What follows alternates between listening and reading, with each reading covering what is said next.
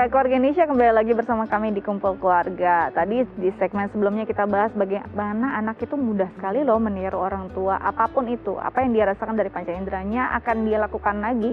Dan ini satu hal yang sebenarnya menyenangkan, tapi juga mengkhawatirkan kalau kita memperlihatkan suatu hal yang buruk, dan itu pastinya nanti ditiru juga oleh anak. Nah, kita akan coba ngobrol dengan salah satu ibu. Apakah punya pengalaman nih tentang tiru-meniru dari anak pada orang tuanya? Kita sapa dulu ya. Halo Mbak Elia. Halo juga Mbak. Apa kabar? Baik, Alhamdulillah. Alhamdulillah Mbak Elia. Oke, aku mau tahu dulu nih, Mbak Elia punya putra atau putri usia berapa, Mbak? Ada putri saya udah 9 tahun, putranya hari ini 4 tahun. Hari ini. Wah, happy birthday. Wah, seneng banget ya. Nah, Mbak Elia, tadi kan kita sempat ngobrol tentang bahwa anak itu peniru yang ulung. Kalau dari dua anak ini, siapa yang paling mirip dengan Mbak? Yang kecil. Yang kecil. Cowok. Yang justru yang laki-laki ya? Yang laki-laki. Jadi karakternya lebih mirip dengan Mbak Elia ya. Oke, kalau Mbak Elia sendiri, biasanya anak-anak tuh suka meniru apa sih dari Mbak Elia yang paling kentara? Kalau yang kecil ini kan memang karena pandemi ya, jadi kan kebanyakannya di rumah. Paling main nginep di rumah neneknya atau di rumah saudara gitu ya. Jadi pada saat kumpul kan nggak sama saya gitu. Dia nginep sendiri. Nah, kadang nggak terkontrol kan, entah itu ada kata-kata atau bahasa apa yang langsung dia rekam. Pas pulang ke rumah, loh kok ada bahasa baru, tapi dia nggak tahu bahwa itu maksudnya adalah buruk gitu. Jadi kata-kata yang anak di atas umurnya dia, kayak misalkan gue, lu, kayak gitu kan belum, harusnya 4 tahun kasih aku. Dia dengar gitu kan. Nah, itu cepet banget, cuma nginep semalam, pulang-pulang kosakatanya yang dapat banyak banget. Jadi banget kan untuk ngebenerin itu gitu. Sedangkan dia kan penggunaan kata-kata yang baru itu untuk apa. Itu aja sih yang ketara banget pada saat yang kentara sekali gitu ya perubahannya untuk hal yang sifatnya meniru gitu ya. Nah, Onti, ini tadi kita belum sempat bahas, ternyata memang meniru kebiasaan anak meniru itu nggak cuma dari orang tua ya, Onti ya, bisa dari lingkungan baru dia. Bahkan tadi mungkin nginep semalam ada kebiasaan baru, itu bisa terjadi. Sebenarnya apa sih, proses apa yang membuat anak tuh akhirnya meniru sesuatu?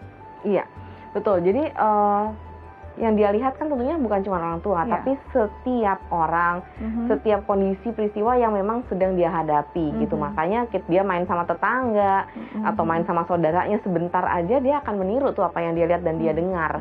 Nah, sehingga tadi itu kalau misalnya contohnya tadi dari Mbak Alia mengatakan bahwa kadang ada kata-kata yang kadang kita sebagai orang tua nggak mengharapkan ada kata-kata itu kemudian belum pernah mengucapkan gitu ya. Betul. Nah, itu kita langsung bisa perbaiki pada saat itu gitu. Dan kita juga kasih informasi kepada lingkungan terdekat dia.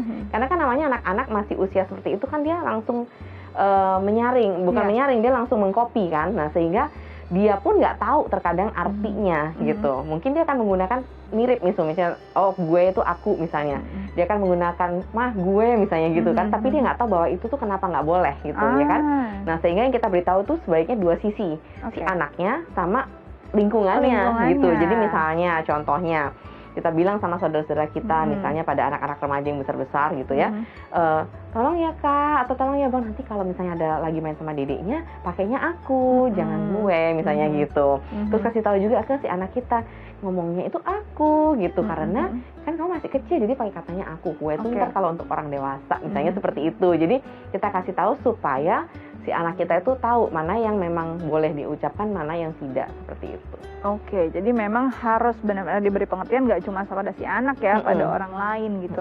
Nah, Mbak Elia sendiri kalau dilihat tadi mungkin paparan kebiasaan buruk, mungkin sebenarnya buruk karena di usianya belum boleh gitu mengucapkan kata-kata itu mungkin dari luar lingkungan. Tapi pernah nggak sih ada pengalaman tertentu mungkin saat Mbak emosi, tidak sadar, akhirnya terlepas gitu di depan anak tindakan itu, dan akhirnya ditiru dan akhirnya menyesal nih, kenapa ya saya harus melakukan itu depan anak? Kalau saya kebetulan kan ada levelnya ya. Misal kalau saya marah itu ada levelnya, nggak langsung meledak gitu. Nah tapi tetap sih yang diterima anak tuh yang pas meledaknya. Yang diterima justru meledak. Karena yang paling menarik ya nggak sih? Oke. Terus akhirnya kejadian apa yang Mbak lihat anak melakukan hal serupa? Cubit pura-pura. Nanti cubit ya kalau nggak dengerin lagi gitu. Tadi Bunda udah ngomong 3 kali gitu. Nanti Bunda cubit ya. Jadi cubit pura-pura. Tapi justru itu yang melekat. Jadi pada saat besokannya saya baru ngomong jangan sekali, jangan, nggak boleh nanti jatuh, nggak boleh lompat-lompat. Nah itu langsung Bunda minta maaf, jangan cubit aku lagi. Padahal cubitnya nggak. Oke. Padahal aku belum waktunya untuk nyubit karena kan udah nurut kan, udah berhenti itu lompat-lompat dari itu jauh. Oh, yang keinget tuh ternyata yang cubitnya ya. Jadi peringatan pertama, kedua, ketiganya dia nggak ingat gitu. Itu memang sekarang mulai jadinya. Jadi begitu ya, baru peringatan pertama dia sudah bersikap untuk peringatan yang paling tinggi gitu ya. Jadi ini sebenarnya kenapa ya Anti seperti itu? Anak itu kadang merekam suatu peristiwa mungkin yang paling hype gitu ya. Betul karena kan intensi, atensi itu memang lebih ke arah yang tertangkap, itu yang punya hype-nya paling tinggi gitu. Jadi yang memang lebih dirasakan levelnya itu yang paling tinggi gitu. Makanya itu yang akan diingat secara terus-menerus gitu. Nah, sehingga makanya kalau kita menghukum anak sebaiknya kan tidak secara fisik, karena satu yang dia ingat itu rasa sakitnya. Iya, terkadang karena anak-anak misalnya contohnya di usia dini, usia-usia yang memang belum paham mengenai makna kata-kata itu sendiri, dia nggak tahu apa yang tidak boleh gitu, apa yang kemudian diharapkan dari dia, tapi yang dia rekam adalah perasaan sakitnya. Sehingga kan dia langsung mengonotasikan, oh kalau aku lari pasti nanti dicubit sakit gitu. Tapi dia nggak tahu kenapa dia nggak boleh lari-lari misalnya, karena nanti dia akan kepleset, jatuh, sakit, berdarah dan sebagainya. Nah itu kayak ke-skip gitu, karena dia langsung mengingat apa yang paling intensitasnya tinggi yang pernah terjadi pada diri dia.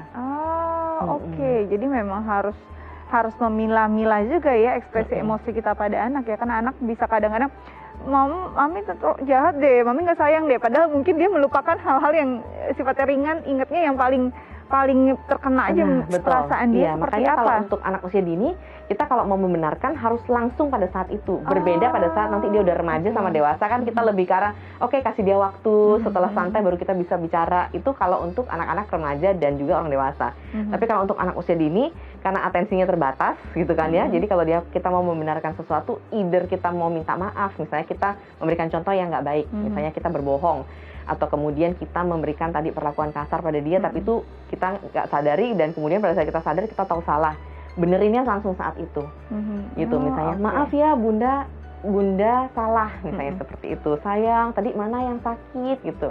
Bunda nggak sengaja, maaf ya saat itu, supaya dia langsung kayak menghapus pada saat itu juga. Jadi hari gitu. itu clear gitu ya. Bener. Masalahnya ya. Oke, Mbak Elia, di sini ada psikolog kita Anti Jovita. Mungkin ada yang ingin ditanyakan nggak sesuai dengan tema kita hari ini? Silakan. Ada nih, Pak Anti. Saya itu pengen tahu gimana caranya mengarahkan anak yang nyeletuk ya. Nyeletuk itu kan entah dia meniru atau entah memang dari dirinya dia. Kalau menurut kita kan kurang sopan, tapi menurut anak itu kan jujur ya. Iya.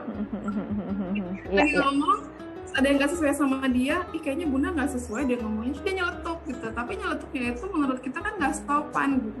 Itu gimana ya? Jadi kan kita adu argumen sama anak. Menurut dia jujur, kenapa nggak boleh ngomong jujur gitu? Jadinya kan agak sulit ya, gimana menjelaskan? Oke.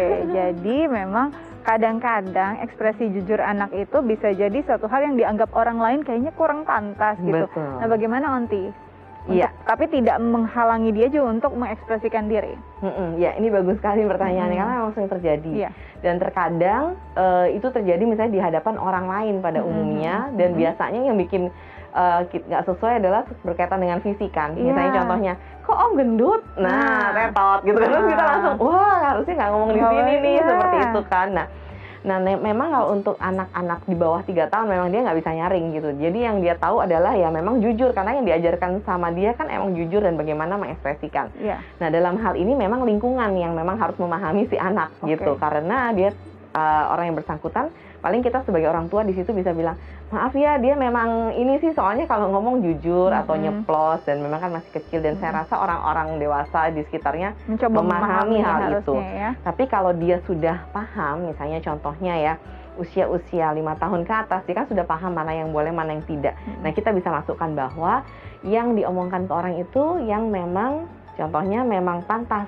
Misalnya contohnya boleh memuji orang. Nah, karena itu kan pantas. Misalnya, tante baik ya bawain aku misalnya roti hari ini, terima kasih ya tante. Nah, itu berarti boleh diomongkan. Tapi hal-hal yang bisa membuat orang lain sedih, membuat orang lain marah, itu tidak diucapkan. Nah, makanya perlu kita mengajarkan tadi kecerdasan emosi, berempati pada anak. Misalnya kita bilang ke anak kita, kamu coba tanya dulu ke diri sendiri, misalnya ada teman kamu ngatain kamu gendut, kamu rasanya suka apa enggak gitu. Iya, kalau dibilang iya aku nggak suka, rasanya kok seperti menghina. Nah, berarti jangan juga ucapkan itu kepada orang lain, walaupun memang sebetulnya dia seperti itu gitu. Oke, Mbak Elia kira-kira seperti itu. Mudah-mudahan bisa diterapkan sama anak-anak di rumah ya. Ya, kayaknya bisa. Oke, terima kasih banyak Mbak Elia. Sampai jumpa. Sampai jumpa. Oke, makin seru. Nanti kita ngobrol lagi tentang bagaimana ya kalau ini proses peniruan tindakan yang mungkin kurang pantas dari orang tua, diperbaikinya seperti apa. Nanti kita ngobrol lagi, tapi setelah jeda tetap bersama kami di Kumpul Keluarga.